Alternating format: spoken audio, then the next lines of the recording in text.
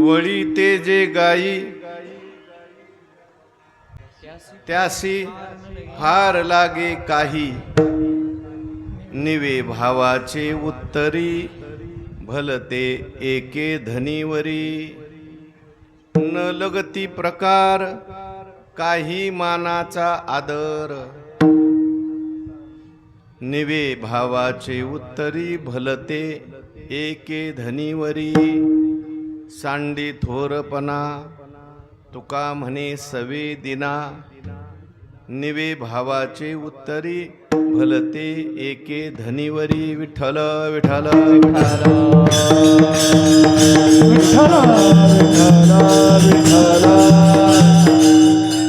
वळी ते जे गाई त्यासी फार न लगे काही, निवे भावाचे उत्तरी भलते एके धनीवरी. समचरण सरोजम सांद्र नीलांबुधाभम, जघन निहित पानी मंडनम मंडनानाम. तरुण तुलसीमालां कंधरम कंजनेत्रम, सदय धवल हासम विठ्ठलम चिंतयामी. पांडुरंगा करू प्रथम नमन, दुसरे चरणा संतांच्या त्यांच्या कृपादाने कथेचा विस्तारू. बाबाजी सद्गुरु दास तुका. नमो ज्ञानेश्वरा नमो ज्ञानेश्वरा. निवृत्ती उदारा सोपान देवा. मुक्ताबाई नमो त्रिभुवन पावनी. आद्यत्रय जननी देवाचे शरण शरण एकनाथा. पायी माथा ठेविला नका पाहू गुणदोष, झालो दास पायाचा. विठ्ठल विठ्ठल.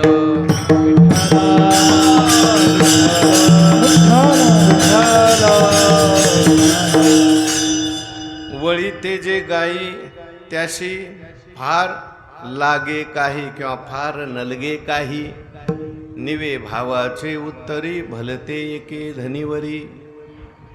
संत श्रेष्ठ जगदवंदे जगद्गुरु श्री तुकोबाराय प्रस्तुत अभंगातून भगवान परमात्म्याचा स्वभाव सांगतात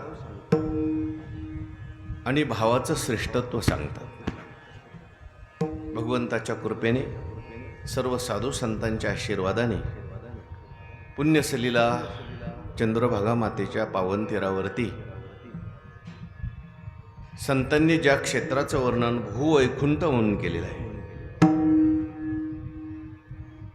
अधिक अक्षराने एका भूवैकुंठ म्हणे तुका असं वर्णन केलेलं आहे. वैकुंठ आहे पण त्याच्यात एक अक्षर अधिक आहे. कोणतं? भू. म्हणजे भूमीवर असलेलं वैकुंठ असं असलेलं हे पंढरी क्षेत्र भगवान परमात्म्याचं धाम, निजधाम. आणि अशा या पंढरी क्षेत्रामध्ये भगवान परमात्म्याच्या आवडती असलेली, परमात्म्याची आवडती असलेली वारी, सर्व भक्तांची आवडती असलेली वारी, दोन वाऱ्यापैकी प्रमुख असलेली महावारी ज्याला म्हणतो आपण, अशी असलेली ही आषाढीची वारी, आषाढीचा सोहळा. आणि या आषाढीच्या सोहळ्यामध्ये या ठिकाणी गीता मंदिरच्या या पवित्र अशा प्रांगणामध्ये गीता मंदिर संस्थेकडून आलेली माझ्याकडे ही सेवा आहे. अनेक वर्षापासून द्वादशीची सेवा संस्थांच्या माध्यमातून मला या ठिकाणी प्राप्त होते. दरवर्षी वेगवेगळ्या अभंगावर चिंतन करण्याचा प्रयत्न आपण सर्वजण मिळून करतो.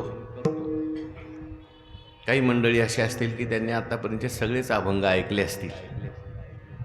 नवीन काहीतरी चिंतन घडावं. गुरुवर्य आपले मारुती बाबा कोरेकर सांगत असतात,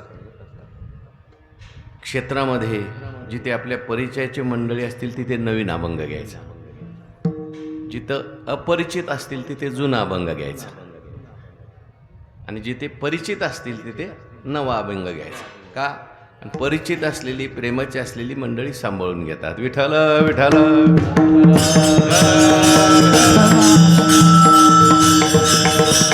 नाही एखाद्या नवीन ठिकाणी आपण गेलो आणि कीर्तनाला एकदम असा नवीन अभंग घेतला, पहिलं तर ते लोक बघत असतात आपल्याकडे, कुठून बुवा आला काय माहिती, कोणाची ओळख नसते. श्रोत्यावर फार महत्त्व अवलंबून असतं. जसे श्रोते असतील तसे भाव वक्त्याच्या अंतःकरणामध्ये निर्माण होत असतात. असं ज्ञानोबारांनी म्हटलंय, वक्ता तो वक्ता नोहे श्रोते नवे, अहो चंद्रकांतो द्रवता कीर होय, परी ते हातवटी चंद्रीची आहे. चंद्रकांत नावाचा मणी असतो, चंद्राचा प्रकाश पडला की आपोआप तो द्रवीभूत होतो, त्याला पाझर फुटतो. तसं ज्ञानोबराय म्हणतात, श्रोते म्हणजे चंद्रासारखे आहेत आणि वक्ता म्हणजे त्या मण्यासारखं आहे. श्रोते जर त्या ठिकाणी तयार असतील, भाविक असतील, प्रेमळ असतील, तर वक्त्याला न आठवणारा आठवायला लागतं. आणि श्रोते जर दुश्चित्त असतील, श्रोता दुश्चित्त तरी वितळे, म्हणजे अनुभव कीर्तनकारांचा सगळ्यांचाच आपल्याचा आहे. काही ठिकाणी गेल्यानंतर काही चिंतन नसलं केलं तरी कीर्तन रंगतं, आणि काही एवढी तयारी करून गेलं सगळं डोक्यातलं निघून जातं. आता हे क्षेत्रातलं कीर्तन आहे. क्षेत्रातले श्रोते म्हणजे सगळे तयार श्रोते, बहुश्रुत श्रोते असतात. अभंग पाठ नवे नवे, अभंगावरचं चिंतन सुद्धा बरेच लोकांचं पाठ असतं. कोणता अभंग घेणार आहेत हे श्रोते आधीच सांगतात. काय काय कीर्तनकारांचे विठ्ठल विठ्ठल विठ्ठल विठ्ठल,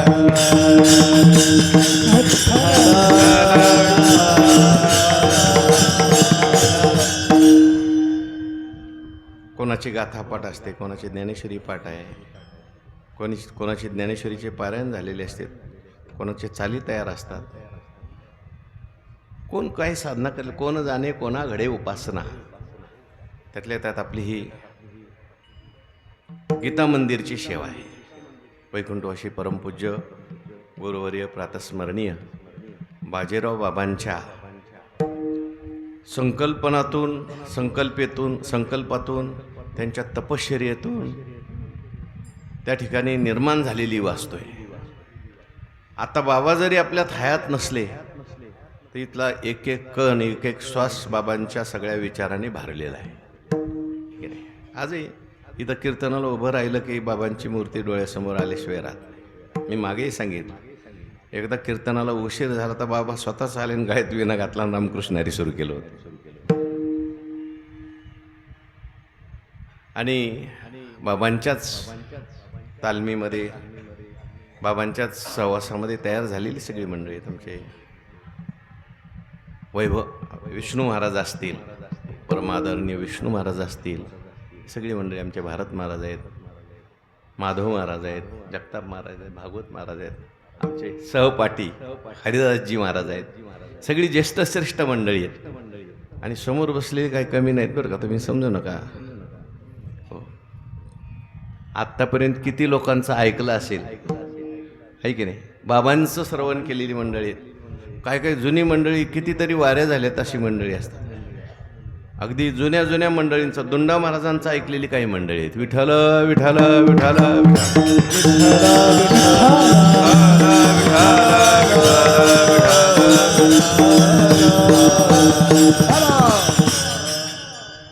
म्हणून अशा या पवित्र असलेल्या वास्तूमध्ये काही नवीन चिंतन घडावं म्हणून हा अभंग घेतलेला आहे बरं का. तसा अभंग मला सुद्धा नवीनच आहे, म्हणजे मीच पहिल्यांदाच याच्यावर चिंतन करतो. एक वैकुंठवासी मामासाहेबांचं थोडंसं चिंतन मला याच्यावर पाहायला मिळालं. हा अभंग तसा उपदेश प्रकरणातला अभंग आहे. या अभंगामध्ये जगद्गुरु श्री तुकाराम महाराजांनी भगवान परमात्म्याच्या स्वभावाचं वर्णन केलं आहे. तर पंढरपूरला आल्यानंतर दुसरं काय करायचं, देवाच्या स्वभावाचं नाही तर प्रभावाचं वर्णन करायचं. विठ्ठल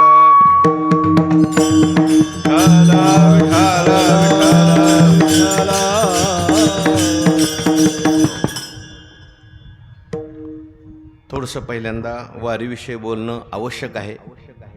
भगवान परमात्म्याच्या ज्या 2 वाऱ्या आहेत, त्या 2 वाऱ्यापैकी एक महत्त्वाची असलेली महावारी ज्याला आपण म्हणतो, अशी आषाढीची वारी आहे. वारी हे साधन म्हणजे काही सामान्य साधन नाही बरं का. वारी हे एक असं साधन आहे, हे साधन केल्यानंतर मनुष्याला दुसरं कुठलंच साधन करायची गरज नाही. जगद्गुरु श्री तुकोबारायांचा एक अभंग आपल्याला सगळ्यांना माहिती आहे, महाराजांचा अभंग आहे. होय होय वार करी पाहे पाहे रे पंढरी. पुढचं चरण काय आहे? काय करावे साधने, काय करावे साधने,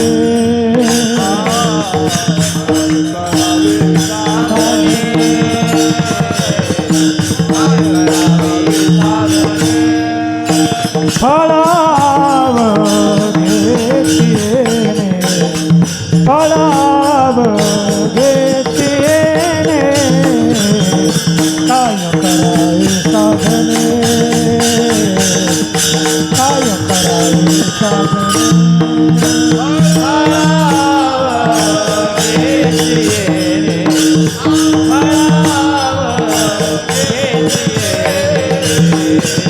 काय करावे काय करावे साधने,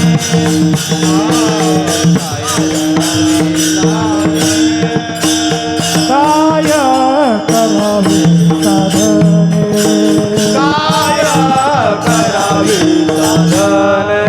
काय करावे साधने, काय करावे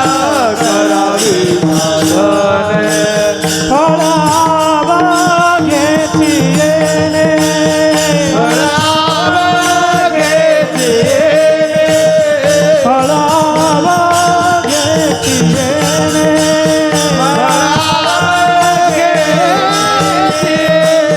काय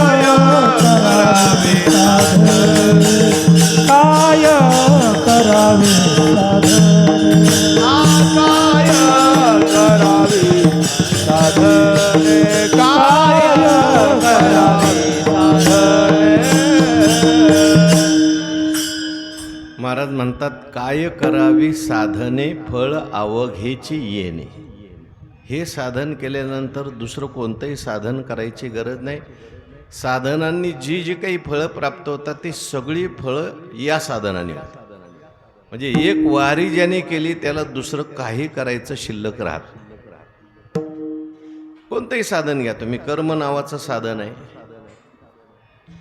योग नावाचं साधन आहे, ज्ञान नावाचं साधन आहे, तप नावाचं साधन आहे. ही सगळी साधनं आहेत.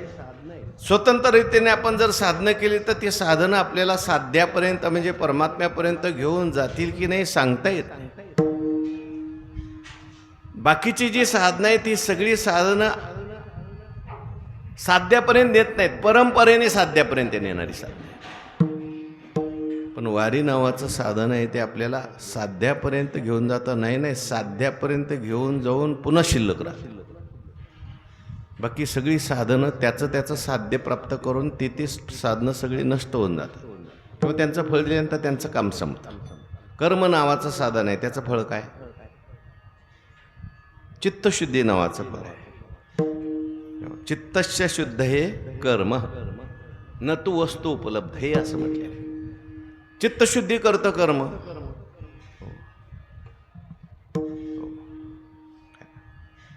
चित्तशुद्धीसाठी कर्म. ज्ञानेश्वर महाराजांनी ज्ञानेश्वरी अनेक वेळा लिहिलेले आहे. पण चित्तशुद्धी झाल्यानंतर मग कर्माचा काही फायदा नाही. पण वारीमध्ये आपल्याला सहज चित्तशुद्धी होते, कारण वारीमध्ये सहज निष्काम कर्म घडतं. उपासनेचं त्या ठिकाणी साधन काय? चित्त स्थिर करणे. वारीमध्ये सहज चित्त स्थिर होतं. ज्ञान नावाचं साधन आहे. ज्ञानाचं फळ काय? मोक्ष हे ज्ञानाचं फळ आहे. पण वारीमध्ये ही सगळी फळं आपोआप मिळतात.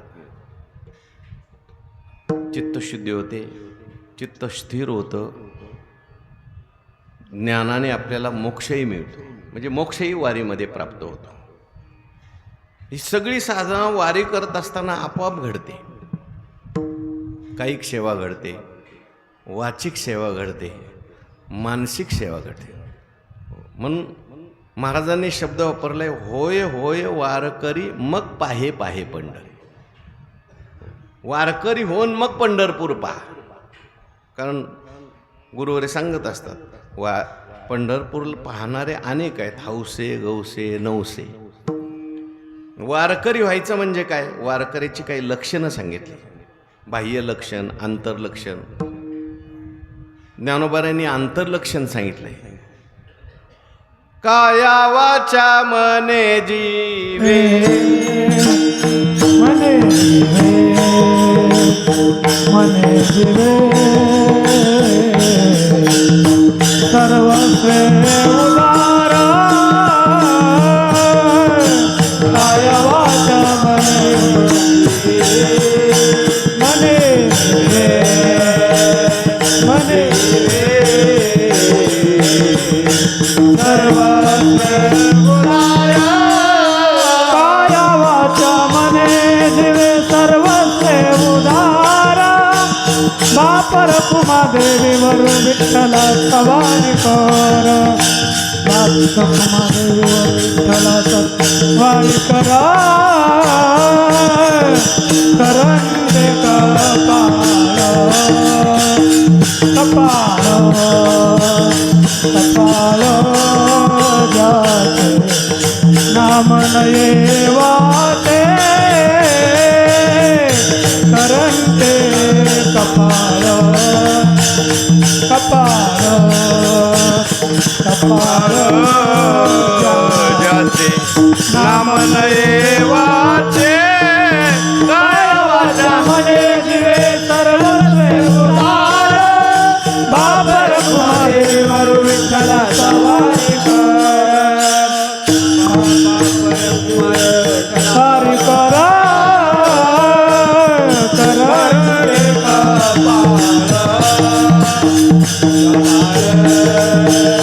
कपाळ जाते नाम नये वाचे करंदे कपाळ कपाळ कपाळ जाते नाम नये वाचे ज्ञानोबाराय वारकरीची व्याख्या सांगत असताना व्याख्या सांगतात काया वाचा मने जीवे सर्वस्वे उदार. जो कायेवर उदार झालाय, वाचेने उदार झालाय, मनाने उदार झालाय, नवे नवे जीवाने उदार झालाय, हे सगळं ज्याने भगवान परमात्म्याला समर्पित केलेलं आहे तो खरा वारकरी. काया भगवान परमात्म्याला समर्पित केलेली आहे. जे जे काही कायाने शरीराने कर्म करतोय ते सगळं देवाकरता किंवा देवाची सेवा म्हणून करतोय. तया सर्वात्मका ईश्वरा स्वकर्म कुसुमांची वीरा पूजा केलिया होया पारा तोषा लागे मग तिये पूजे रिझलेनी आत्मराजे वैराग्य सिद्धी देजे जे जे काही करीतो देवा ते ते सेवा समर्पी. जो वाचेने उदार झालेला आहे, वाचेने भगवंताचं नामस्मरण करतोय, मी वाणीने बोलतोय, परमात्म्यामुळे बोलतोय अशी ज्याची भावना आहे, जो देवाचंच बोलतोय, देवाकरता बोलतोय, चांगलं बोलतोय, सर्वांची प्रेमाने बोलतोय, ती वाचिक सेवा आहे. देवाचं भजन करणं वाचिक सेवा आहे. आणि मनाने सुद्धा बरं का, काया असली पाहिजे, वाचा असली, पण त्या सर्वात महत्त्वाचं माणसाचं मन असलं पाहिजे. तिथं बऱ्याच वेळेला काया असते, वाचा असते आणि मन दुसरीकडेच असतं. तोंडाने म्हणतो सुंदर ते ध्यान उभे विटेवरी, पण मनात दुसरं ध्यान चालू असतं. मग तिथे मन पाहिजे. आणि हे सगळं केल्यानंतर मग जीव सुद्धा, तुका म्हणे जीव भाव, आपला जो अहम आहे तो सुद्धा देवाला समर्पित ज्याने केलेला आहे, जो परमात्मा स्वरूप झालेला आहे, तो खरा वारकरी आहे. आणि असं वारकरी होऊन पंढरपूर पाहायचं. म्हणून ही वारीमध्ये जी सेवा घडते ती कायिक सेवा घडते, वाचिक सेवा घडते. इच्छा नसली तरी चालावंच लागतं, उभंच राहावं लागतं. वाखरीहून निघाल्यानंतर इच्छा असते का आपली 4 तास एका जागेवर उभं राहायची, राहावं लागतं उभं का, पुढच्या दिंड्या जात नाहीत म्हणून. मग कायिक सेवा घडतेच घडते. आपली इच्छा नसते, आता खूप थकलेला असतो, पण आता पुढं अजून मुक्काम आलेला नाही तोपर्यंत चालावंच लागतं. मग नुसतं चालावं लागतं का, भजन करत करत चालावं लागतं, भजन करत करत. इच्छा जरी नसली, कंटाळा आलेला असला तरी दिंडीत असल्यानंतर मात्र भजन करावंच लागतं. सहज भजन घडतं दिंडीत गेलं तर, बरं का, पण मोठ्यांच्या सहवासात गेलं तर. आणि हे सगळं करत असताना आपण जे म्हणतोय ते मनात आणायचं, त्याचं चिंतन करायचं. आणि ह्याचा सगळ्याचा परिणाम जीवाने सुद्धा उदार झालं पाहिजे. विठ्ठल विठ्ठल विठ्ठल विठ्ठल विठ्ठल म्हणजे वारीमध्ये सगळ्या साधना घडतात. याच्याकरता मी बोललो. वारी आपल्याला अनेक गोष्टी शिकवते बरं का. प्रतिकूल परिस्थितीत समाधानी कसं राहायचं हे शिकवणारी वारी आहे. विक्षेपात शांत कसं राहायचं हे शिकवणारी वारी आहे. कारण वारीमध्ये त्या ठिकाणी अनेक प्रकारचा विक्षेप सुद्धा होतो. चालण्यामध्ये, बोलण्यामध्ये, झोपण्यामध्ये आपले गुरुवरी सांगत असतात. मी नेहमी ते वाक्य सांगत असतो. शांततेत केलेला शांततेचा अभ्यास माणसाचा विक्षेपात टिकत नाही, पण विक्षेपात केलेला शांततेचा अभ्यास कायम टिकतो. म्हणून भगवान श्रीकृष्ण परमात्म्याने अर्जुनाला जी गीता सांगितली ती युद्धात सांगितली. आणि युद्ध म्हणजे विक्षेप आहे. ऐशया समयी कर्कशे भोगी जत स्वानंद राज्य कैसे असं म्हटलं. शस्त्रांची खणखण आहे, बाणांची झंझण आहे. अशा स्थितीमध्ये भगवान परमात्मा अर्जुनाला म्हणतात. नाथ महाराजांनी फार गोड वर्णन केले. नाथ महाराज म्हणतात, अर्जुना देवोनी समाधी सवेचे घातला महायुद्धी परिकृष्ण कृपानिधी ताटस्थ त्रिशुद्धी नेदीच स्पर्शो. भगवान परमात्म्याने अर्जुनाला समाधी दिली आणि सांगितलं, आता मी तुला त्या ठिकाणी समाधी देऊन युद्ध त्या ठिकाणी करायला लावतो. नाथ महाराज पुढे लिहितात, ताटस्थानाव समाधी म्हणती त्याची ठकली बुद्धी. तटस्थ अवस्था प्राप्त करून घेणं म्हणजे समाधी नाही. तर व्यवहार करत असताना सुद्धा आपलं मन परमात्म्याच्या ठिकाणी लागणं ही खरी समाधी. विठ्ठल विठ्ठल विठ्ठल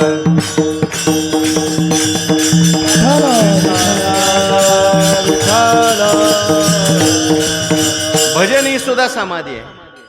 वारीमध्ये चालणं ही सुद्धा समाधी आहे. लुब्धली नादी लागली समाधी मूढ जन नर नारी लोकारे पंडित ज्ञानी योगी महानुभाव पंडित ज्ञानी योगी एकति सिद्ध साधकारे एकति सिद्ध साधकारे एकति सिद्ध साधकारे एकति सिद्ध साधकारे नाथ त्यानंद कल्लोळी पवित्र गाणे नामावली रे. नाथ त्यानंद कल्लोळी पवित्र गाणे नामावली.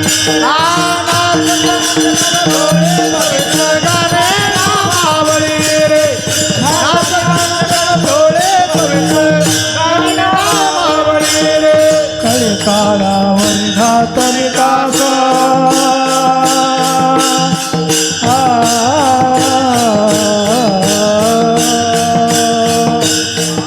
काळावर घातली कासा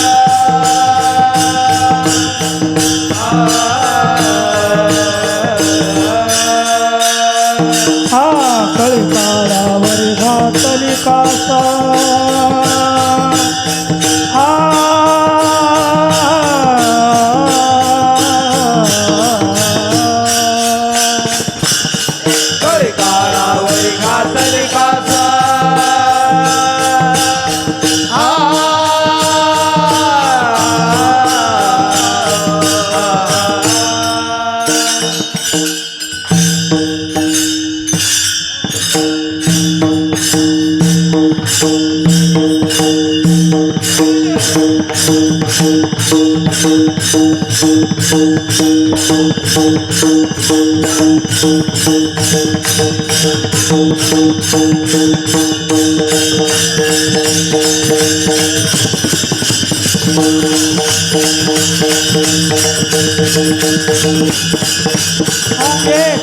काहुनी बळी रे काहुनी बळी रे काहुनी बळी रे काहुनी बळी. हा नाथ त्यानंद कल्लोळी पवित्र गाणे नामावली रे.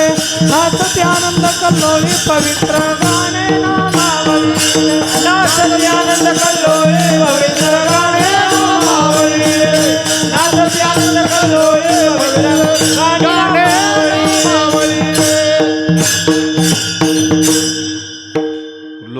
नादी लागली समाधी. म्हणजे नाचत असताना सुद्धा समाधी, गात असताना सुद्धा समाधी, भजन करत असताना सुद्धा समाधी. हा एक अभ्यास आहे. डोळे झाकून तर कोणालाही समाधी लागते. कीर्तनात अर्ध्या लोकांना समाधी लागते. पण व्यवहार करत असताना सुद्धा समाधीचा अनुभव घेता येतो, आनंद घेता येतो. ही शिकवण्याकरता भजन आणि वारी आहे. विठ्ठल विठ्ठल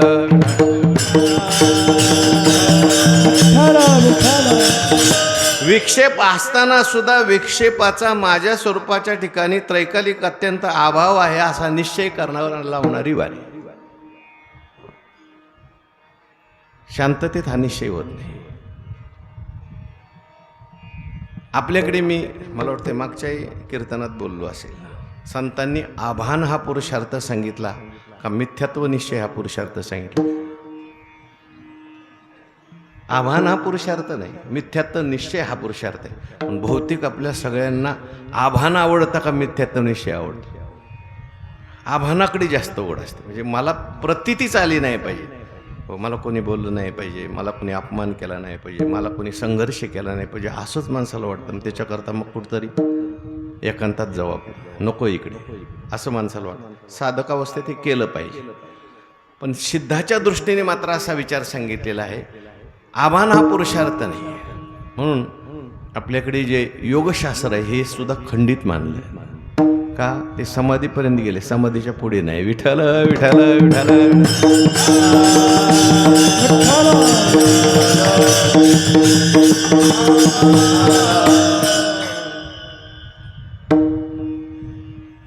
वारीवर जर आपण बोलायला लागलो तर आपलं कीर्तन वारीतच जाईल. तर अभंगाकडे येऊ आपण थोडंसं. आणखीन एक मला कोणतरी खूप चांगलं सांगितलं बरं का काल. हे म्हणले वारी म्हणजे काय सांगू का? म्हटले आपल्याला तपासण्याची एक परीक्षा म्हणजे वारी. म्हणजे आपण फिट आहोत की नाही हे तपासण्याची परीक्षा म्हणजे वारी. म्हणजे शारीरिकदृष्ट्या मानसिकदृष्ट्या माणसं फिट आहेत की नाही हे बघायचं असेल तर माणसाने वारीत यावं. म्हणजे आपलं शरीर सुद्धा निरोगी आहे की नाही हे तपासायचं असेल तर कुठं आलं पाहिजे? काही रोग असेल ना पटकन बाहेर निघतो लगेच.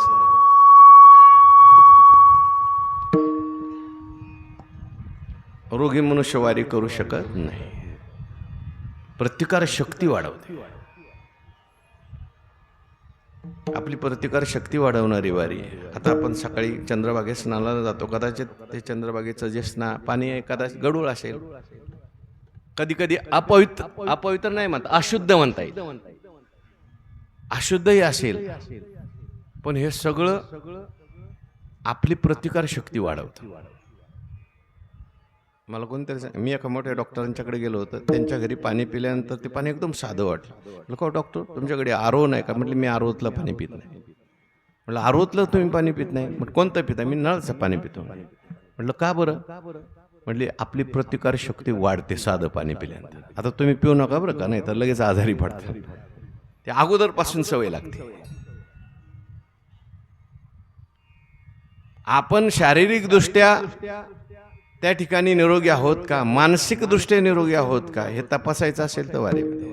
मानसिकदृष्ट्या सुद्धा. म्हणून कुठल्या तरी एका मोठ्या महात्म्यांच्या मुखातून मी ऐकलं होतं. म्हणजे आमच्याकडे जर लग्न ठरवायचं असेल, म्हणजे मुलगा ठरवायचा असेल, मुलगी ठरवायची असेल, तर आम्ही सांगतो पहिल्यांदा तुम्ही वारीत या. आणि त्या मुलीने जर व्यवस्थित वारी केली, वारीत जर तिचं आरोग्य टिकलं, मानसिक शारीरिक, कोणाशी भांडली नाही, तर मग आम्ही ती मुलगी करतो म्हणे. कारण वारीमध्ये अनेक वेळा भांडणाचे प्रसंग निर्माण होतात. आणि अशा वेळेस म्हणजे भांडू नये असं नाही बरं का, भांडावं पण लगेच परत शांत होता आलं पाहिजे. विठ्ठल विठ्ठल विठ्ठल विठ्ठल विठ्ठल विठ्ठल विठ्ठल. आणि वारी एक फार मोठी देवाची सेवा आहे. भगवंताला आवडणारी ही वारी आहे.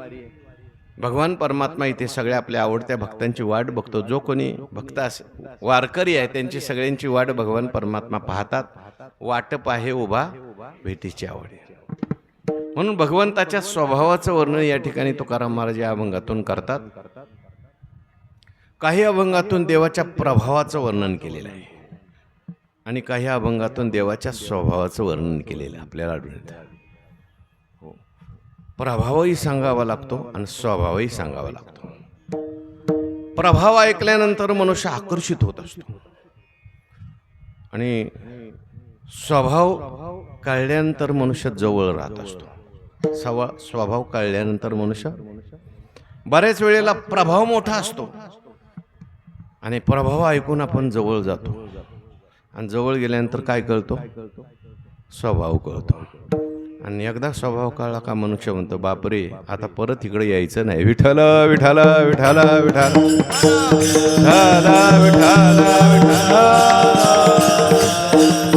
तसं देवाकडे सगळ्यांना आणण्याकरता तुकोबारायांनी काही लोकांना देवाचा प्रभाव सांगितला.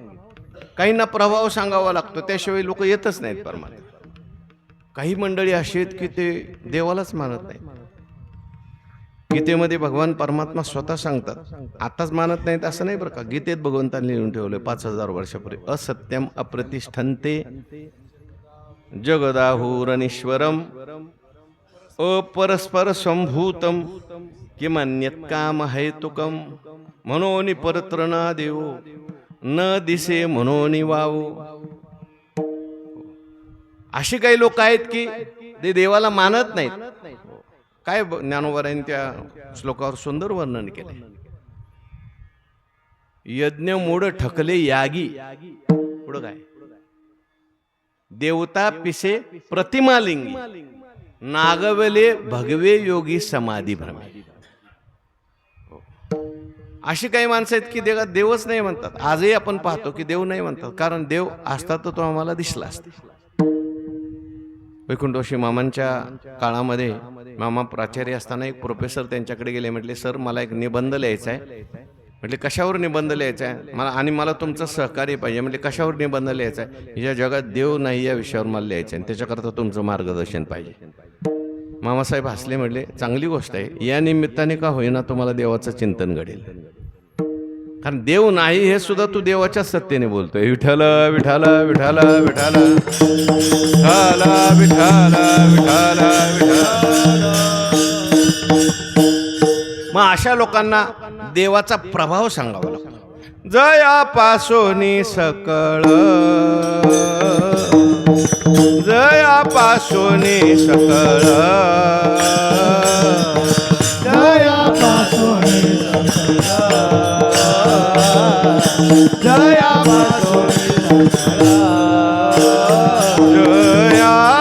जयापासोनी सकळ,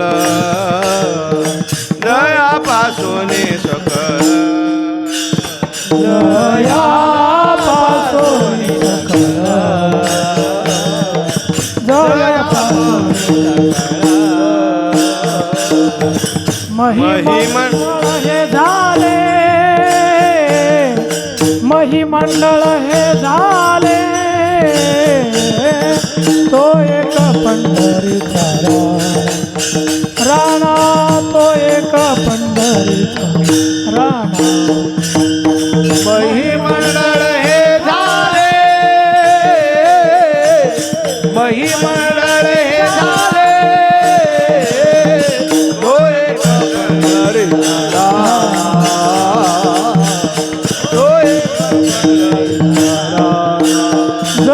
जयापासोनी सकळ, महिमंडळ हे झाले, महिमंडळ हे झाले.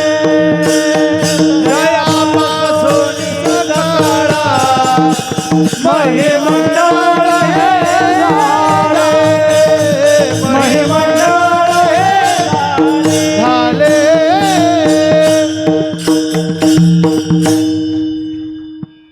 अनभिज्ञ लोकांना, नवीन लोकांना पहिल्यांदा प्रभाव सांगावा लागतो. भगवान परमात्म्याने गीतेमध्ये प्रभाव सांगितलाय. गतिर्भरता प्रभू साक्षी निवास शरणम सुहृत प्रभव प्रलय स्थानम निधानम बीजमव्यम. आकाशे सर्वत्र वसावे, वायूने नाव भरी उगे नसावे, पावके दहावे वर्षावे, धळे समुद्री रेखा ओलांडावी, पृथ्वी आभूते व्हावी हे आज्ञा माझी. म्या बोलविल्या वेद बोले, म्या चालविल्या सूर्य चाले, म्या हलविल्या प्राणू हाले जो जगाचे, मियाची नियामिला साता, काळू ग्रास तसे भूता, ये म्हणया गते पंडू सुता, सकळे जयाची. ऐसा जो साक्षीभूतू काय, ऐसा जो समर्थू तो मी जगाचा नातो, आणि गगना ऐसा साक्षीभूतू तोही मीच. प्रभाव सांगितला. पण नुसता प्रभाव सांगून चालत नाही बरं का. प्रभावाने कदाचित मनुष्य येतो आणि परत निघूनही जातो. काही काही लोक प्रभाव ऐकतात, हो सांगावं लागतं त्यांना, वारी हो काय वारीमध्ये किती लोक असतात, हे असं असतं तसं असतं तसं असतं, येतात. पण आल्यानंतर देवाचा स्वभाव कळत नाही किंवा संतांचा स्वभाव कळत नाही, त्यामुळं आलेली माणसं परत येत नाही. तसं देवाकडे न प्रवृत्त होणारे त्यांना प्रभाव सांगून आणलं जातं. पण काही मंडळी अशी म्हणतात, ठीक आहे तुमचा देव एवढा मोठा आहे, पण आम्ही त्या योग्यतेचे नाही. तो श्रेष्ठ आहे, तो थोर आहे, पण आम्ही साधे आहोत, आम्ही पापी आहोत, अनधिकारी आहोत, अज्ञानी आहोत.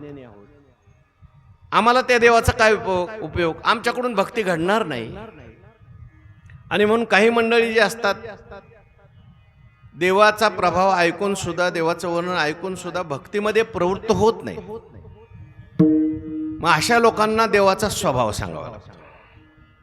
तू काही काळजी करू नको बाबा, तू निराश होऊ नको. भागवतामध्ये सुद्धा अनेक ठिकाणी प्रभाव सांगितला आहे आणि स्वभाव सांगितला.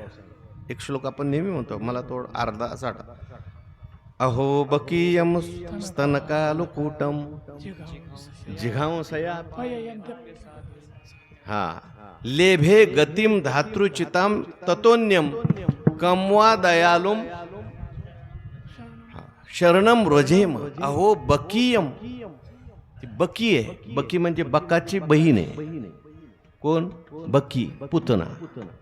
अहो बकीयम स्तन कालकुटम, ती आली देवाकडे, परंतु कालकूट नावाचं विष आपल्या स्तनात भरून आली, मारण्याकरता आलेली.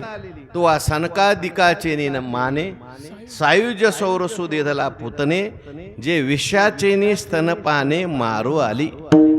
तुझे अवदारे जाणो स्वतंत्र, देताना मनशी पात्रा पात्र. हा कैवल्य ऐशे पवित्र वैरी आहे दिदली. हा स्वभाव आहे. विठ्ठल विठ्ठल विठ्ठल.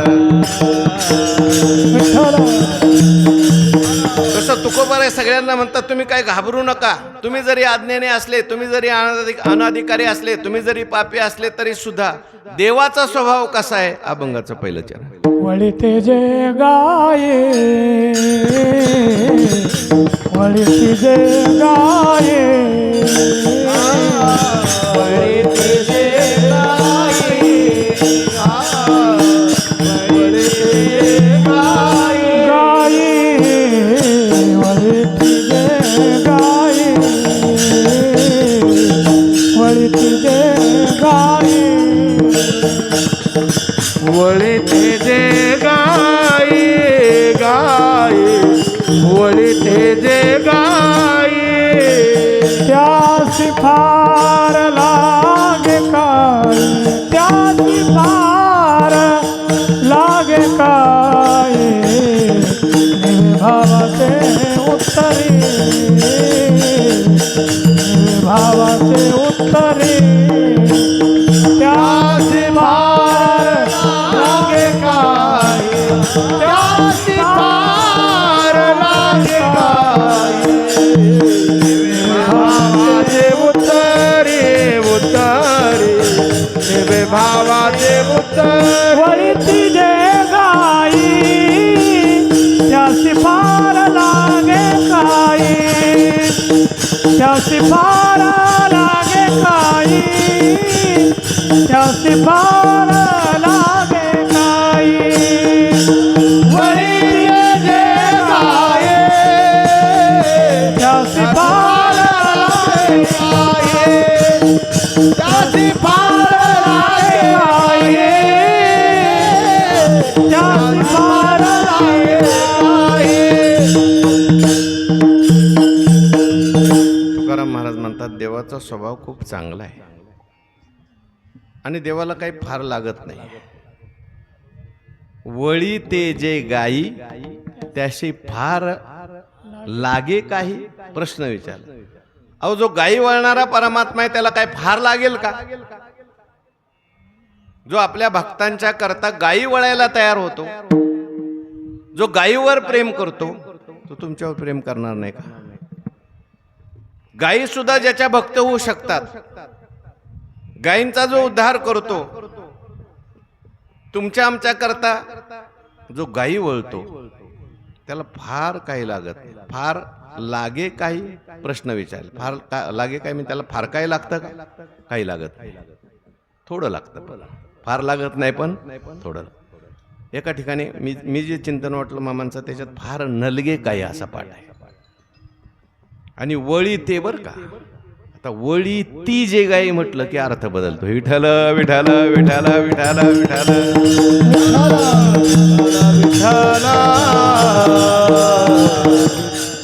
खोलीत बसलो होतो काल. मी म्हटलं हा अभंग घेणाऱ्या म्हणजे शास्त्री महाराज मी आमच्या एका खोलीत आहे. ते म्हटले मी अभंगाचा अर्थ वेगळा ऐकलाय. म्हणजे वळी ती जे गाई, म्हणजे जो आपल्या गायी वळतो त्याला फार काय करायची गरज नाही. म्हणजे इंद्रिय ज्याने ताब्यात ठेवली त्याला देव प्राप्ती करता काही करावं लागत नाही असा अर्थ आहे. हा अभंग संतांचं वर्णन करणार असा मी एका मोठ्या महात्म्यांच्या मुखातून अर्थ ऐकला. ते म्हटले याच्यात संतांचं वर्णन आहे ज्यांनी गायी वळल्या, इंद्रिय ह्याच गायी आहेत. पण मी जे चिंतन मामांचं वाचलंय त्याच्यामध्ये याच्यामध्ये देवाचं वर्णन, देवाच्या स्वभावाचं वर्णन आहे. का? कारण पुढची सगळी चरणं देवाच्या स्वभावाचं वर्णन करणार. तुकोबर आहे एका चरणात संतांचं वर्णन, सगळ्या बाकी चरणात देवाचं वर्णन असं शक्यतो नसतं. जे पहिल्या चरणात असतं तोच प्रतिपद्यविषयी किंवा ध्रुवपदात असतो तोच सगळा प्रतिपद्यविषयी सगळ्या अभंगात असतो. म्हणून वळी ते जे गाई त्याशी फार नलगे काय असा अर्थ आपल्या परंपरेनुसार आहे. तसं तर महाराजांचे अभंग असे आहेत की त्याचे अभंग त्याचे अर्थ करायला त्या ठिकाणी स्वतंत्र करता आहे की नाही. तसं पाणिनीने सूत्र लिहिले स्वतंत्र करता. कोणत्याही धातूचा अर्थ करायचा, कसा अर्थ करायचा, वाक्यात जो आशय असेल त्याचा अर्थ करायचा. कारण दिव शब्दाचे 10 अर्थ आहे. कोणते कोणते? दिव, किडा, विजिगिषा, स्तुती, कांती, स्वप्न, मोद, कांती, गती अशा अनेक अर्थ. कोणता अर्थ करायचा दिव शब्दाचा? जसा आशय असेल तसा अर्थ करायचा. विठ्ठल विठ्ठल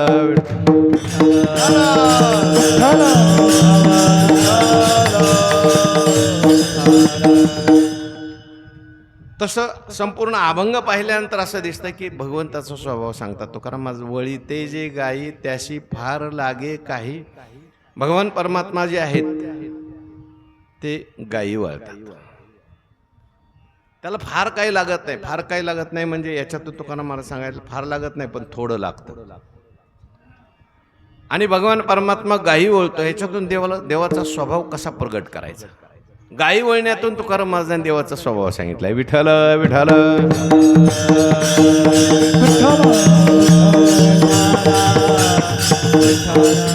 भगवान परमात्मा त्या ठिकाणी गोकुळात असताना गायी वळत होते. ठीक आहे. आपल्याला सगळ्यांना माहिती अनेक खोड्या केल्या भगवंतानी. काही काल्याचं कीर्तन नाही. काही लोकांना सोडतंय वळी ते जे गायी म्हटलं होतं काल्याचंच कीर्तन आहे काय, चला वळू गायी. काल्याचं नाही. हा उपदेशपर प्रकरणातला अभंग आहे. तर भगवान परमात्मा मोठे झाल्यानंतर खोड्या वगैरे झाल्यानंतर मग भगवान परमात्म्याला आपल्याला सगळ्यांना माहिती आहे भगवंतानी गायी वळल्या. अनेक अभंग आहेत, गवळणी आहेत. भगवान परमात्मा गायी वळत होते. गोधने चारावया जातो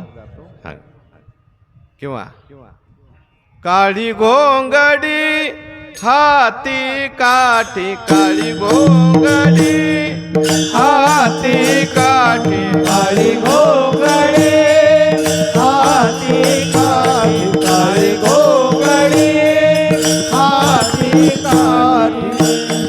लागला धेनुचे पाठी, लागला हाती धेनुचे पाठी काळी घोंगडी हाती काठी काळी घोंगडी हाती काठी लागला धेनुचे पाठी काळी घोंगडी हाती काळी काळी काळी घोंगडी हाती काठी किंवा दुसरी गवळण आहे. गाई गोपाळ यमुनेच्या तटी येती पाणी मिळून जग जेठी. किंवा दुसरी आहे. गाई गोपाळ सवंगडे वन. तर भगवान गाई वळणार आहे म्हणजे भगवान परमात्मा त्या ठिकाणी तुमच्या आमच्या करता सुलभ झालेला हे सांगायचं. भगवान परमात्मा दुष्प्राप्य नाही, आपल्या करता भगवान परमात्मा सुलभ झालेले. हो, काही ठिकाणी असंही चिंतन आलं, काही देवाचे अवतार जे आहेत ते ब्राह्मणाच्याकडे ब्राह्मण कुळात झाले, काही क्षत्रियाच्या कुळात झाले, काही वैश्य, हा जो अवतार आहे वैश्याच्या कुळात झालेला आहे. म्हणजे देव सर्वांच्यासाठी आहे. आता राजाच्या घरचा अवतार असेल तर तो थोडा दुर्लभ आहे, पण गायी वळणारा जो अवतार आहे तो सगळ्यांच्या करता सुलभ अवतार आहे. विठ्ठल विठ्ठल विठ्ठल.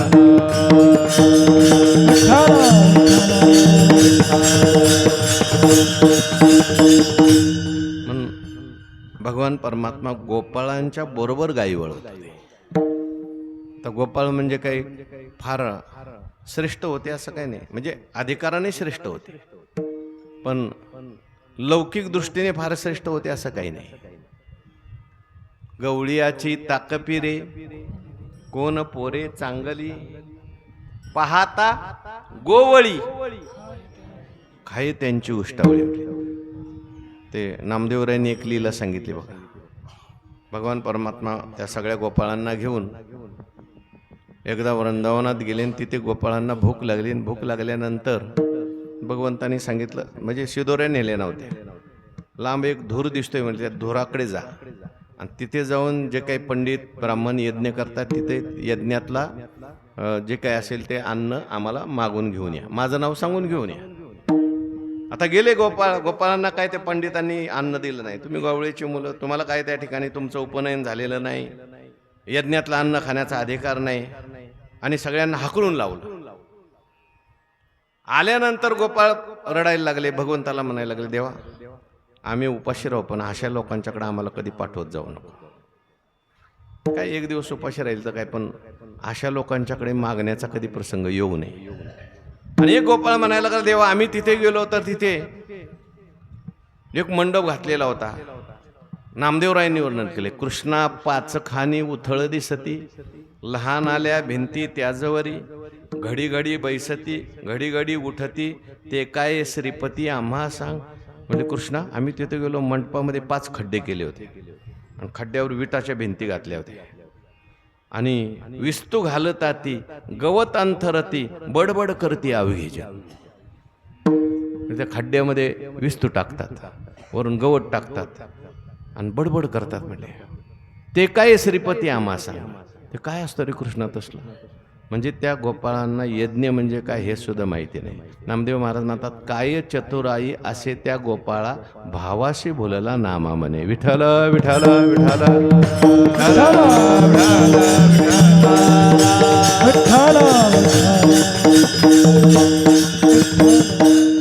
अशा गोपाळांच्या बरोबर भगवान परमात्मा गायी वळतो. म्हणजे सामान्यातला सामान्य जीव सुद्धा भगवंताची भक्ती करू शकतो. म्हणून वळी ते जे गायी त्यासी फार लागे काही, त्याला फार काय लागत नाही. तुम्ही म्हणाला आमच्याकडे तप नाही, आम्हाला ज्ञान नाही, आम्हाला असं नाही, आम्ही हे शिकलो नाही, आम्ही काही लागत नाही. देवाला फार लागत नाही, पण थोडं लागतं. थोडं काय लागतं, दुसरं चरण निवे भावाचे उत्तरी उत्तरी, निवे भावाचे उत्तरी उत्तरी, निवे भावाचे उत्तरी, निवे भावाचे उत्तरी, निवे भावाचे उत्तरी, निवे भावाचे उत्तरी.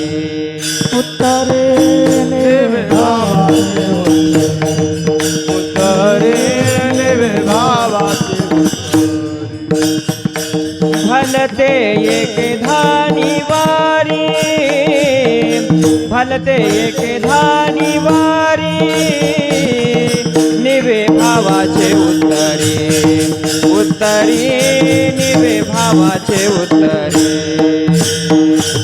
भलते एके धानी वारी भलते एके धानी वारी निवे भावाचे उत्तरी निवे भावाचे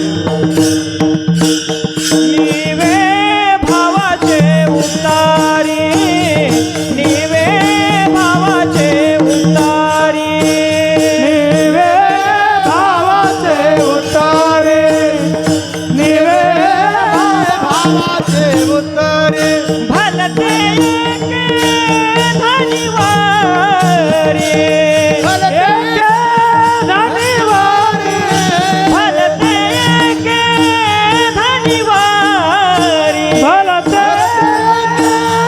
धनिवारी निवे भावाचे उतारी निवे भावाचे उतारी निवे भावाचे उतारी निवे भावाचे उतारी देवाला फार काय लागत नाही, पण थोडं लागतं, पण महत्वाचं लागतं. काय लागतं देवाला? निवे भावाचे उत्तरी. पुढं काय? भलते एके धनीवरी. भावाचे भलते एके उत्तरी धनीवरी निवे. भावाचं भलतं असलेलं उत्तर बोलणं म्हणजे मुख्य भाव आहे बरं का. देवाला काय लागतो? भाव. भाव म्हणजे प्रेम, भक्ती. भक्ती जर असेल, भाव जर असेल, जर प्रेम असेल अंतःकरणामध्ये, आणि त्या प्रेमाने उच्चारलेलं कसंही शब्द असतील. उत्तरे भलते म्हटले. भलते म्हणजे शुद्धच असलं पाहिजे, काय नाही, अशुद्ध असलं तरी चालतं. आणि त्या उत्तराने भगवान परमात्मा धनीवरी निवे. धनीवरी म्हणजे ते ऐकल्याबरोबर भक्ताने भावाने एखादा शब्द उच्चारला देवाच्या वर्णनाचा, नामस्मरण केलं भावाने प्रेमाने, की देवाला असा आनंद होतो, तसा आनंद कशानेच होत नाही. विठ्ठल विठ्ठल विठ्ठल विठ्ठल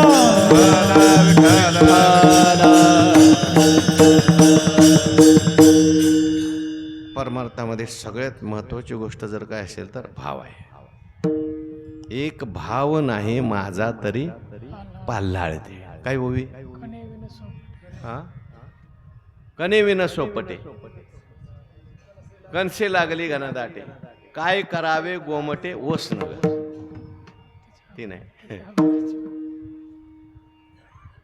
ओस ग्रहित तोरण बांधले. अशा या सगळ्या ओव्या आहेत बघा, बघून घ्या तिकडे. म्हणजे भाव फार महत्वाचा आहे. जसं शून्याला किंमत कधी एकचा आकडा मागे असेल, 100 शून्य आहेत आणि मागे एकचा आकडा नाही, काय किंमत आहे? काहीच नाही. आणि एकचा आकडा आला का, 1 शून्य टाकला का 10, एके दाखविले 10 फाटा पहा पुसून. तुकाराम महाराज म्हणतात एकाने 10 दाखवले आणि त्या एकातला नुसता खाली आलेला फाटा पुसा 0. विठ्ठल विठ्ठल विठ्ठल विठ्ठल. असं प्रेम असेल तो सगळ्या परमार्थाला किंमत आहे. आणि प्रेम नसेल, भाव नसेल तर मात्र भगवान परमात्म्याला आनंद होत नाही. थोर प्रेमाचा भुकेला आचे दुष्काळ ऐका महिमा आवडीची, बोरे खाये भिल्लटीची. श्रीमद भागवतामध्ये सुरुवातीलाच भागवताची रचना व्यास महर्षींनी का केली असा शौनकांनी प्रश्न विचारला. कशा करता भागवताची रचना झाली? तर त्याचं उत्तर देत असताना शौनकादी ऋषींना सूत महाराज म्हणतात, एकदा व्यास महर्षी आपल्या आश्रमामध्ये बसलेले होते आणि विचार करायला लागले. बसल्या बसल्या विचार करायला लागले. त्यांना असं वाटायला लागलं अजून आपल्याला समाधान नाही, शांती नाही. आपलं काय करायचं राहिलं म्हणून आपल्याला समाधान नाही, शांती नाही, असं ते विचार करत होते. माणसाने कधीतरी आपलं आत्मपरीक्षण केलं पाहिजे. आपण काय काय केलं आणि एवढं करून आपलं मन किती स्थिर झालं आहे, आपले विकार किती गेलेत, आपल्याला आनंद आहे का नाही, समाधान आहे का नाही, याचा विचार केला पाहिजे. एवढे मोठे व्यास, आता त्या व्यास महर्षींची लीला समजा तुम्ही. आणि तेवढ्याच देवाच्या प्रेरणेने तिथे नारद महर्षी आले. नारद महर्षी आल्याबरोबर नारद महर्षींनी व्यास महर्षींना प्रश्न विचारला. काय प्रश्न विचारला? तुमची किती कीर्तनं झाली? नाही. तुम्ही किती आश्रम बांधले? नाही. तुमचे किती शिष्य आहेत? नाही. पहिला प्रश्न विचारला, तुम्हाला समाधान आहे का? तुम्हाला आनंद आहे का? कारण समाधान असेल तर हे बाकी सगळं उपयोगाचं आहे. समाधान नसेल मग नारद महर्षींच्या समोर व्यास महर्षींनी आपलं दुःख प्रगट केले, असं वर्णन केलं. म्हणजे महाराज, अहो मी काय करायचं ठेवलंय सांगा बरं. मी सगळं केलंय, वेदाचे 4 विभाग केले, 17 पुराणांची रचना केली,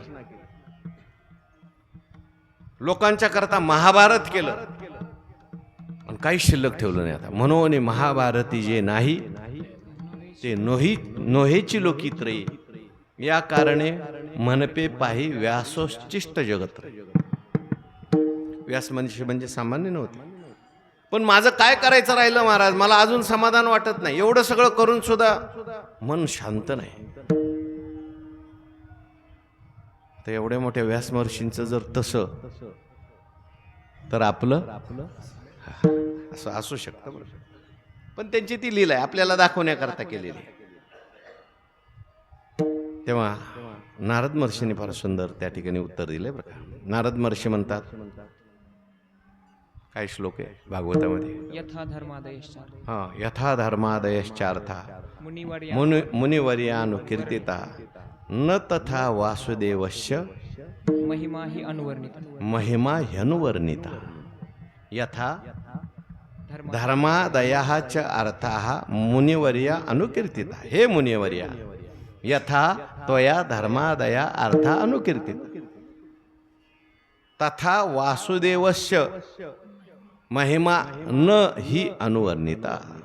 आतापर्यंत तुम्ही धर्माचं वर्णन केलं, अर्थाचं वर्णन केलं, कामाचं वर्णन केलं, मोक्षाचं वर्णन केलं, पण देवाचं वर्णन कुठं केलंय? विठ्ठल विठ्ठल.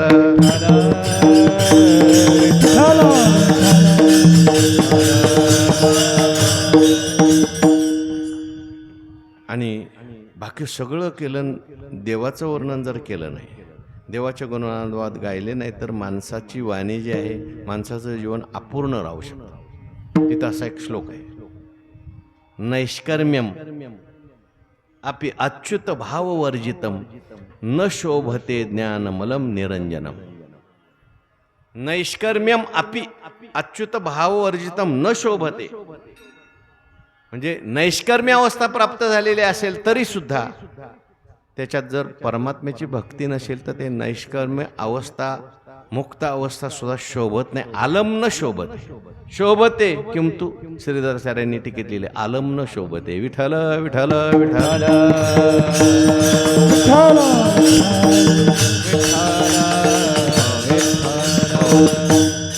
म्हणून तुकोबारायांचा एक सुंदर अभंग आहे, जाने भक्तीचा जिव्हाळा, जाने भक्तीचा जिव्हाळा, जाने भक्तीचा जिव्हाळा, जाने भक्तीचा जिव्हाळा, तोची दैवाचा पुतळा, तोची दैवाचा पुतळा, तोची दैवाचा पुतळा, तोची दैवाचा पुतळा, तोची दैवाचा पुतळा, तोची दैवाचा पुतळा, तो दैवाचा पुतळा, तोची दैवाचा पुतळा. कानळे माझ्या मना, आणि कानळे माझ्या मना, आणि कानळे माझ्या मना, हो का पंडित शहाणा,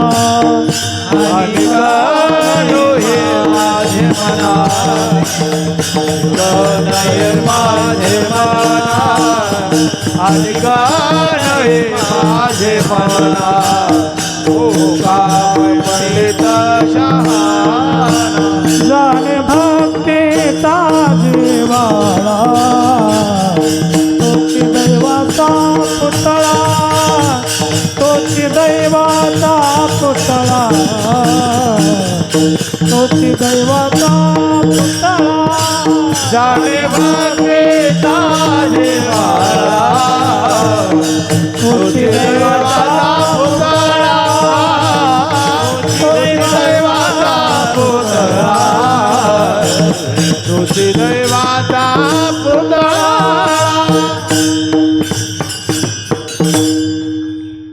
तुम्ही 17 पुराणं लिहिली, पण ज्या पुराणामध्ये विशेष करून भगवंताचे गुणानुवाद आहेत, सगळ्यांच्या अंतकणात भगवंताच्या विषयी प्रेम निर्माण होईल असं काय अजून पुराण लिहिलं नाही. त्यामुळे तुम्हाला शांती नाही, समाधान आहे. कारण जोपर्यंत भगवंताचे गुणानुवाद मनुष्य ऐकत नाही, भगवंताच्या विषयी प्रेम निर्माण होत नाही, तोपर्यंत त्याच्या जीवनात खरं समाधान प्राप्त होऊ शकत नाही. म्हणून तुम्ही आणखीन एक ग्रंथ लिहा. आणि नारद महर्षींनी व्यास महर्षींना भागवताचा पहिल्यांदा उपदेश केला. पहिल्यांदा भगवंतांनी ब्रह्मदेवाने नारदांनी नाथ महाराजांचा अभंग आहे ना, नारदे व्यासाशी उपदेश हंसरूपी ब्रह्मा उपदेशी श्रीहरी चतुश्लोकी चारी भागवत. पुढं काय, ते गुह्य विधाता सांगे नारदाशी नारदे व्यासाशी उपदेश. आणि मग पुढं व्यासांनी त्याचं 18,000 श्लोकाचं भागवत तयार केलं. आणि मग व्यास महर्षींना समाधान प्राप्त झालं. भागवत समाधाना करताय भगवंताचं त्या ठिकाणी भावाने केलेलं वर्णन, निवे भावाचे उत्तरी. तुकोबारांच्या चरित्रामध्ये एक कथा अशी आली. महाराजांच्या कीर्तनामध्ये एक महाराजांचा म्हणजे टाळकरी होता, परंतु तो थोडासा अशिक्षित होता. आणि प्रमाण आलं, द्वारकेचे केने आले याची ठाया, पुढे भक्त राया चोजवीत असं आहे. ते ऐकायला येत होतं, परंतु नीट शब्द कळत नव्हते, अज्ञानी होता. त्यामुळे तो चोजवीत म्हणायच्या ऐवजी चोदवीत म्हणायचा, म्हणजे अर्थ अनर्थ झाला त्याचा.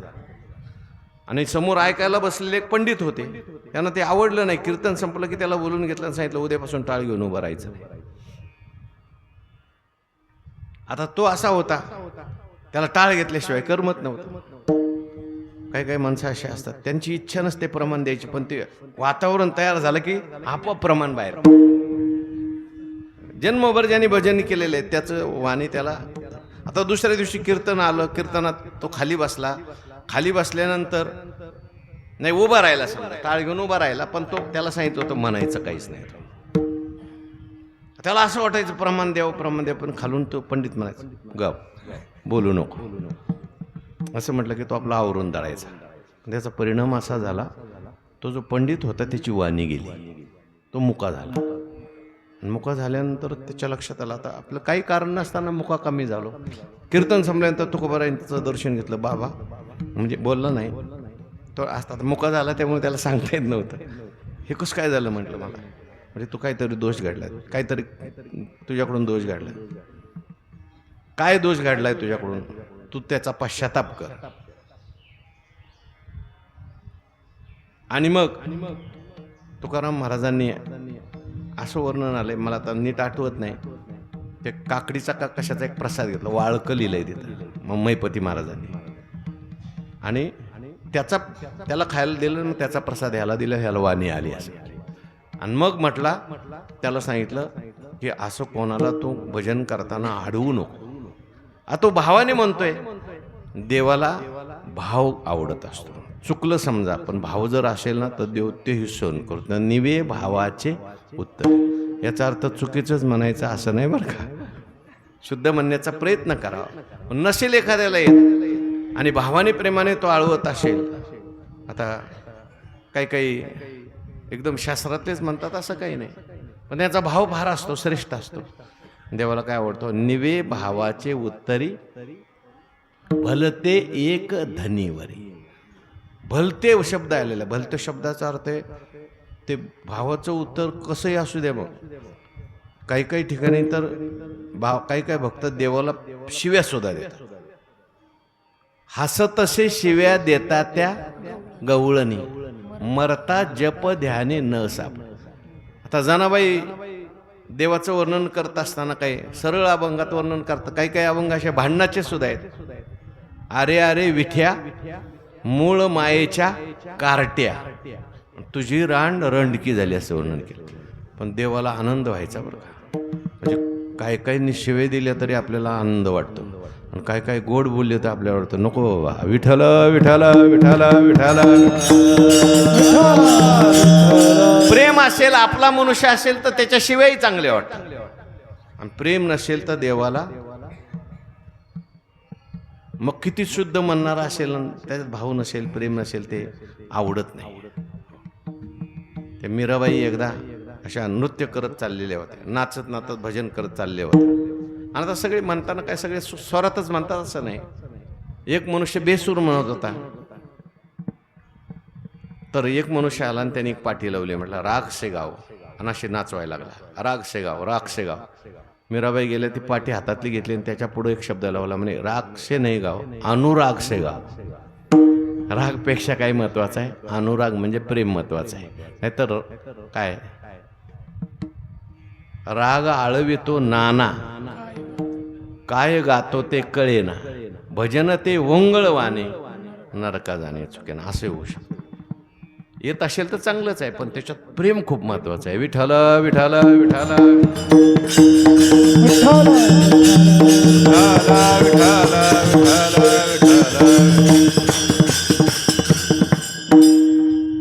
ज्ञानोबा यांचा अभंग, रंगा येवो रंगा येवो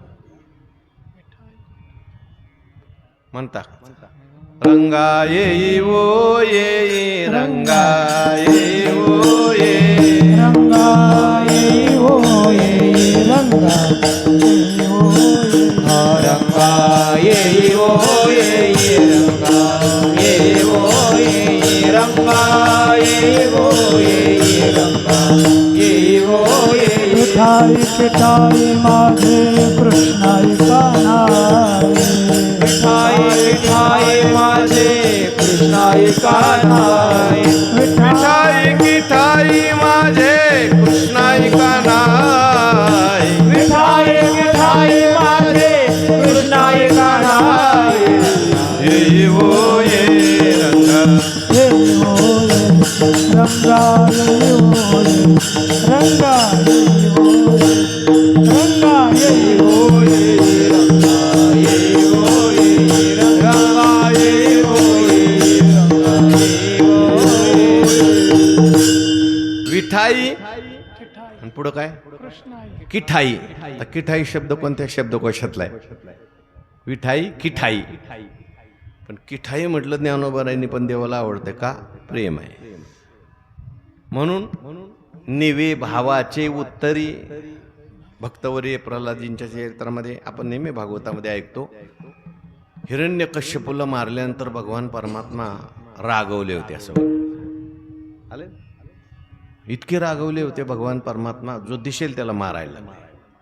हिरण्यकश्यपूला मारलं, तेव्हा राग आला देवाला. अशा जटा वगैरे विस्कटलेल्या होत्या, आयाळ, हे नरसिंह रूप धारण केलं होतं. भिंतीला धडका द्यायला लागले, पाय आपटायला लागले.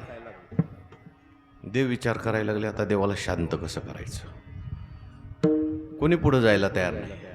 म्हणजे एक काम करा, वैकुंठात जाऊन लक्ष्मीला बोलवून आणा, म्हणे आईसाहेबांना बोलवून आणा. म्हणजे बरेच देव जे आहेत लक्ष्मीला पाहिलं की शांत होतात. गेले लक्ष्मी मातेकडे, आईसाहेब देव फार रागवलेत, देव फार रागवले. लक्ष्मी माता हसले, त्यांचा राग मला माहिती आहे, वरवर रागवतात, पण मी गेले की शांत होतात. आले लक्ष्मी माता आणि एकदम थाटात आतमध्ये गेल्या. जे भगवान परमात्मा धावत आले आणि ते भगवंताचा अकराळ रूप पाहिलं, हे त्या जटा विस्कटलेल्या सगळ्या आयाळ, सिंहाचा जबडा. लक्ष्मी माता ज्या पळत सुटल्या ते एकदम वैकुंठातच जाऊन थांबल्या. देव म्हटले काय झालं आईसाहेब? म्हटले हे आमचे नाही, दुसरंच कोणतरी म्हटले. आमचा देव शांत आहे. शांताकारम भुजगशयन. मग आता देवाला शांत कसं करायचं म्हटलं, ज्याच्याकरता अवतार झालेला आहे त्याला पुढं काढा. भक्तवर्य प्रल्हादजींना म्हटले, देव रागवलेले आहेत, तुम्ही जाता का आतमध्ये? भक्तवर्य प्रल्हाद म्हणजे जातो. भीती नाही वाटत का? मला कशाची भीती वाटते? आणि भक्तवर्य प्रल्हादजी आतमध्ये गेले आणि आत गेल्यानंतर देव धावत आले बरं का. पण वासरासाठी गाय जशी धावत येते तशी आले आणि लगेच शांत झाले. शांत झाले असं वर्णन केले, मांडीवर घेतलं आणि रडायला सुरुवात केली देवाने. रडायला सुरुवात केली, बाळा मला यायला थोडासा उशीर झाला, या लोकांनी तुला किती त्रास दिला, पण तू माझं नामस्मरण सोडलं नाही. माणसाला थोडा त्रास झाला तरी माणसं माळा काढून टाकतात, वारी सोडून देतात. काय आमचं देवाने चांगलं केलं म्हणून. तुला एवढा त्रास दिला या लोकांनी, पण माझं भजन सोडलं नाही, नामस्मरण केलं सोडलं नाहीस, काय पाहिजे बाळा तुला सांग.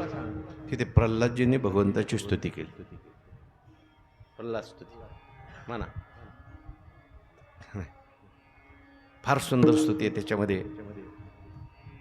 प्रल्हादजी सुरुवातीच्या श्लोकामध्ये म्हणतात, ब्रह्मादिक देव ब्रह्मादया, म्हणजे ब्रह्मादिक देव सगळी तुमची स्तुती करतात. देवा तुम्ही अजून प्रसन्न होत नाही, रागवलेले आहेत तुम्ही, पण मी आल्यावर तुम्ही, मला तर काही येतही नाही, तुम्ही लगेच त्या ठिकाणी शांत झाले. कारण मला माहिती आहे तुम्हाला बाकीचं काहीच लागत नाही. अभंगाचं 3रं चरण. न लगती प्रकार प्रकार, न लगती प्रकार, न लगती प्रकार प्रकार, न लगती प्रकार, न लगती प्रकार, न लगती प्रकार प्रकार, न लगती प्रकार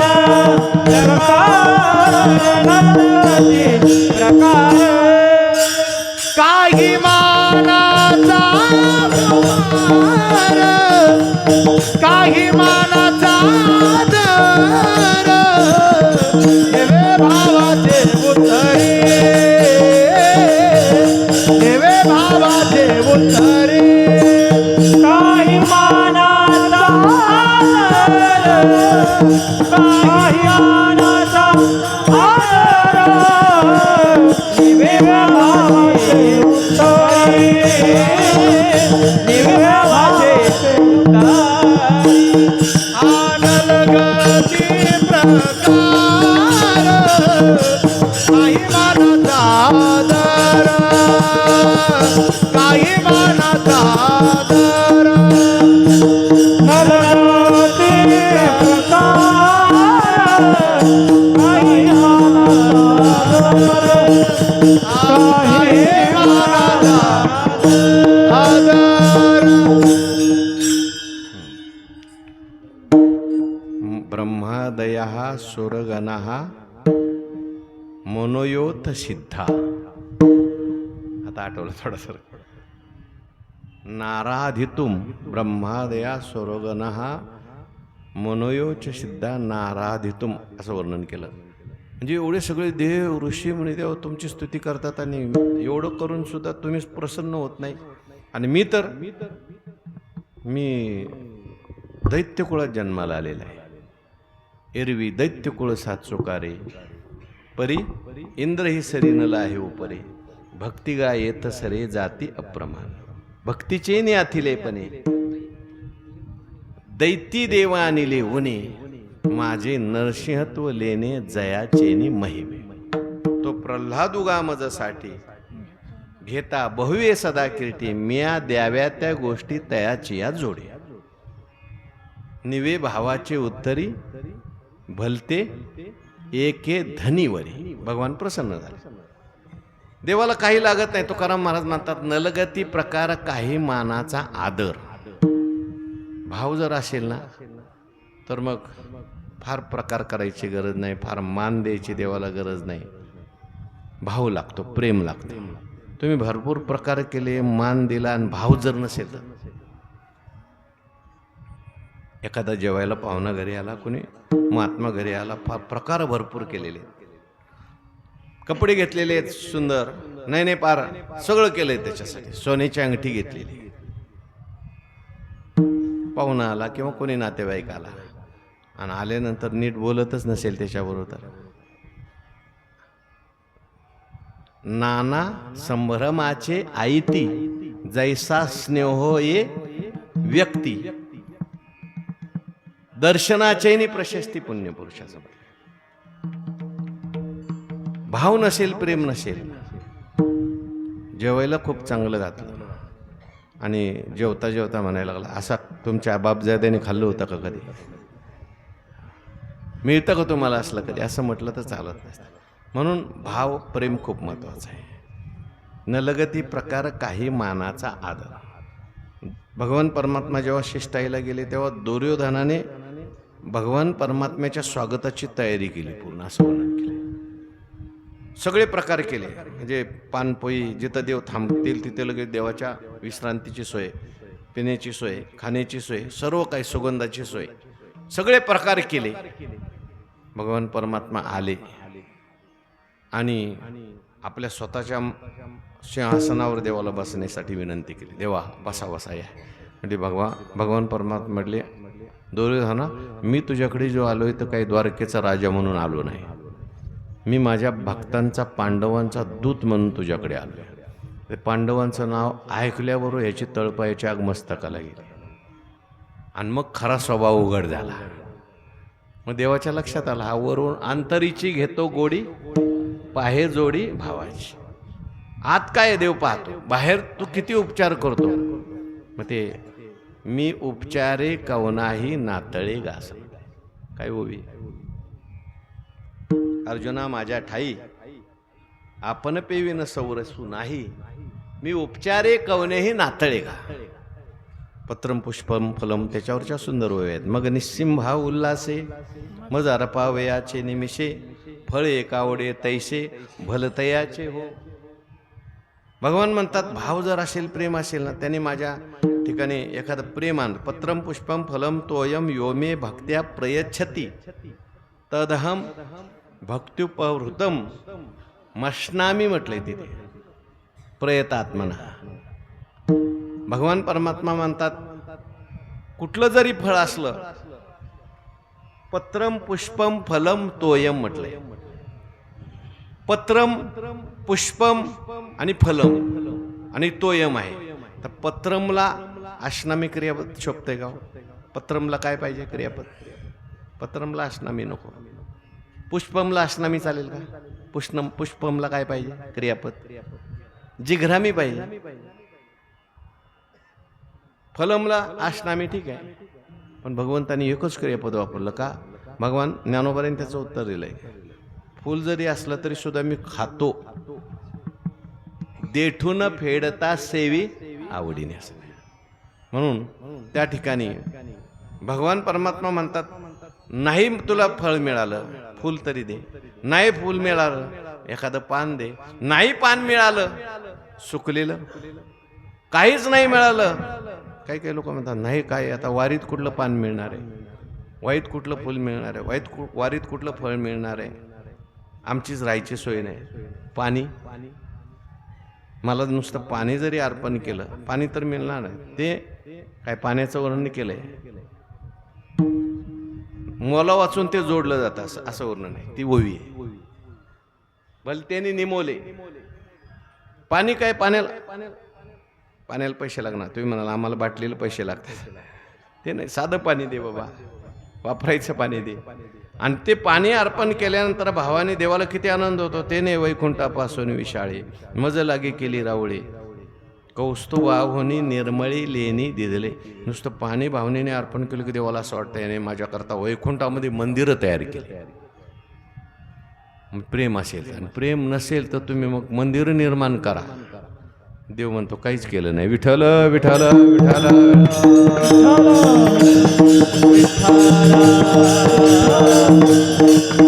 नलगती प्रकार काही मानाचा आधार आणि भाव असेल, प्रेम असेल तर देव काय करतो? शेवटचं चरण सांडी थोरपणा, सांडी थोरपणा, सांडी थोरपणा.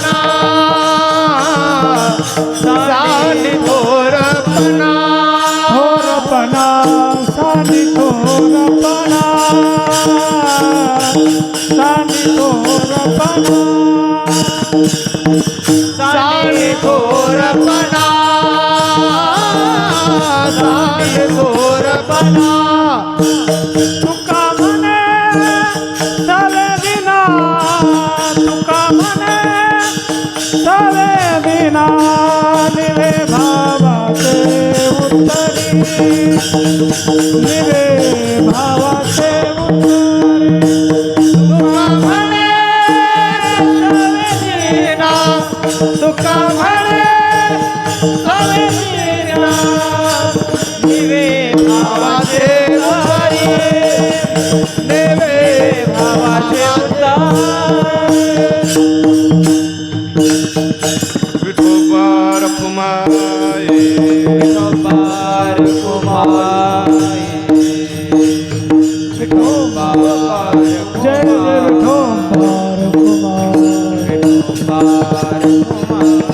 विठोबार कुमार विठोबार कुमार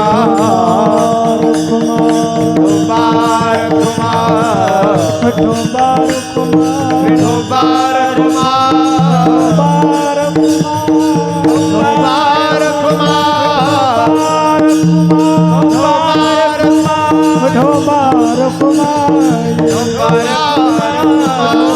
कुंडलिक वरदार श्री ज्ञानदेव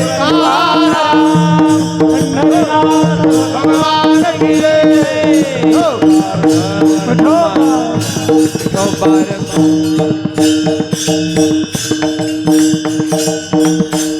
वळी तेजे गाई त्याशी फार लागे काही निवे भावाचे उत्तरी भलते एके धनीवरी न लगती प्रकार काही मानाचा आदर सांडी थोरपणा तुका म्हणे सवे दिना. भावाचं वर्णन केले तुकारामाने. भाव असेल तर देवाला किती आनंद होतो. हा जवळी धरुणे आणि देव एवढा प्रभू भावे त्याने संपुष्टी राहावे. भाव महत्वाचा आहे. व्याधस्य आचरणम दुर्वश्य च वयो विद्या गजेंद्रस्य का जातिर्विदुरस्य यादवपते रुग्रस्य किं पौरुषम कुब्जाया कमनीय रूपमधिकम किं तत्सुधाम्नो धनम भक्त्या तुष्यति केवलम न च गुणैहि भक्तिप्रियो माधवा. भगवंतानी व्याधाचं आचरण पाहिलं नाही. भाव होता. व्याध भगवंताची भक्ती करत होता. त्याला काही माहिती नव्हतं. मग पायामध्ये चप्पल असली तसंच तो चपलीने ते शिवलिंग झाडायचं. तोंडात चुळवर पाणी आणायचं. ते चुळच देवाच्या अंगावर टाकायचं. त्याला माहिती नव्हतं बरं. आणि आपल्या केसात फुलं गुंतून आणायचं आणि तीच अशी झाडायचं आणि त्याच्या देवात. तरी भगवान शंकर प्रसन्न झाले. का? आचरणापेक्षा त्याचा भाव महत्वाचा आहे. बाहेरचं आचरण काय त्यापेक्षा आत भाव काय. बाहेर आचरण खूप मोठं मोठं करतोय ना, आत भाव जर चुकीचा असेल तर नाही. ध्रुवश्च वय भगवंताने ध्रुवाचं वय पाहिलं का? विद्या गजेंद्रस्य का. गजेंद्राची काय विद्या पाहिली का? गजेंद्र हत्ती होता. काय विद्या होती त्याच्याकडे? भावच होता. का जाती विदुरस्य. विदुराची जाती. विदुर हे दासीपुत्र होते. यादव पते. का जाती विदुरस्य यादव पते उग्रस्य किम पौरुषम. यादव पते उग्रस्य किम पौरुषम. काय पुरुषार्थ होता? उग्रसेन त्या ठिकाणी कंसाने म्हणजे आपल्या बापालाच त्या ठिकाणी तुरुंगात ठेवलं होतं. पौरुष नव्हतं त्याच्यात, पण भाव होता. कुब्जाया कमनीय रूपमधिकम. कुब्जाकडे कोणतं रूप होतं सांगा बरं? पण भाव होता, प्रेम होतं. किम तत् सुदामनो धनम. सुदाम्याकडे कोणतं धन होतं? काही नाही धन. काय? तोवाचे देखिले आपले दिठी मिया सुदाम्याच्या सोडी गाठी पवया लागे. काय सुरुवात? हे बहु सांगावे काय किरीटी. तू पाहिले ना बाबा. म्हणून देव जो आहे तो काही नलगती प्रकार, काही मानाचा आदर, आणि जो दीन झालेला आहे. दीन शब्दाचा अर्थ काय? अनेक अर्थ आहेत शब्दकोशामध्ये, पण इथला जो दिन आहे, देव सोयरा आहे, पण कोणाचा आहे? पंढरीशी जारे आल्यानो संसारा दिनाचा सोयरा. हे दिन कोण आहेत? दुःखी म्हणजे पण दिन आहे. इंद्रिय ज्याच्या ताब्यात नाही तोही दिन आहे. नम्र जो झालेला आहे त्यालाही दिन म्हटलेले आहे बरं का. देवाकरता जो दिन झालेला आहे, ज्याने आपला सगळा अभिमान सोडून जो देवावर भार टाकलेला आहे, देवाला जो पूर्णपणे शरण गेलेला आहे, देवाकरता ज्याने दुःख सहन करतोय तो दिन आहे. विठ्ठल विठ्ठल विठ्ठल विठ्ठल. आपलं दुःख जो देवाला सांगतोय, सर्व देवावर भार टाकलेला आहे, सगळा अभिमान सोडून देवाला शरण गेलेला आहे, असा दिन. कृपावंत किती दीन बहु आवडते. आणि दीन कोण आहे? असे जे कोणी दिन झाले देवाला नम्र मनुष्य लागतो, असं म्हटलंय. नारद महर्षींचं सूत्रच आहे, ईश्वरस्य अपि अभिमान द्वेषित्वात दैन्य प्रियत्वाच. ईश्वराला सुद्धा अभिमानी चालत नाही, दिन आवडतो. एखाद्या वेळेस देवाला लोभी चालेल, एखाद्या वेळेस देवाला क्रोधी चालेल, एखाद्या वेळेस देवाला कामी सुद्धा चाललंय. अशी पुराणात उदाहरणं आहेत. कामी आहे, क्रोधी आहे, लोभी चालतो, पण अभिमानी चालत नाही. विठ्ठल विठ्ठल विठ्ठल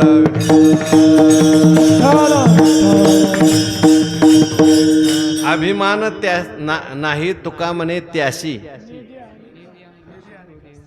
धरू देव. आणि विशेष करून भक्ताचा तिळ मात्र जरी होय अभिमान, म्हणून जो दीन होऊन देवाला शरण गेला, पतित पतित पतित परिमी त्रिवाच्या पतित, असे जे काही भक्त असतील, अशा भक्तांसाठी भगवान परमात्मा सांडी थोरपणा तुका म्हणे सवे दिना.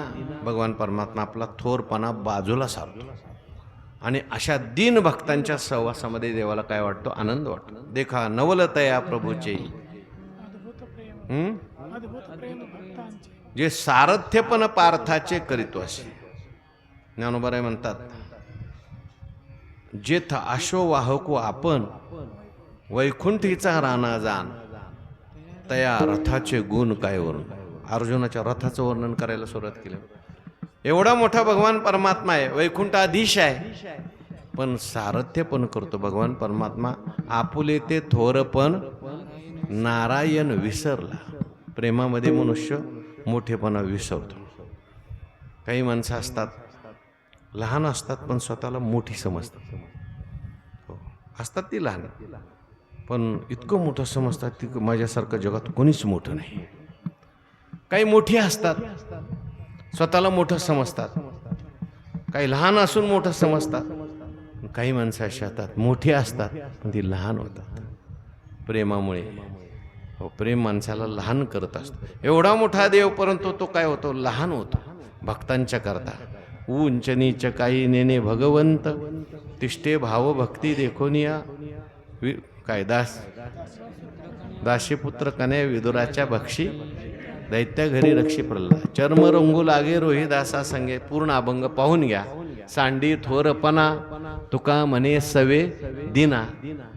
पुढं द्रौपद काय? निवे भावाचे उत्तरी, भलते एके धनीवरी. म्हणून आपल्या अंतकरणामध्ये भाव वाढवणारा, म्हणून देवाचा स्वभाव असा आहे, जो भाव असेल तर मग देव मात्र काही बघत नाही. तुम्ही सर्वांनी भगवंताची भक्ती करा, भावाने भगवंताला शरण जा. म्हणून सर्व चरण जावे, सर्व भावे देवाशी. निश्चित भगवान परमात्मा आपला सुद्धा उद्धार केल्याशिवाय राहणार नाही. ज्ञानेश्वर माऊली, ज्ञानेश्वर माऊली, माऊली ज्ञानेश्वर माऊली, ज्ञानेश्वर माऊली.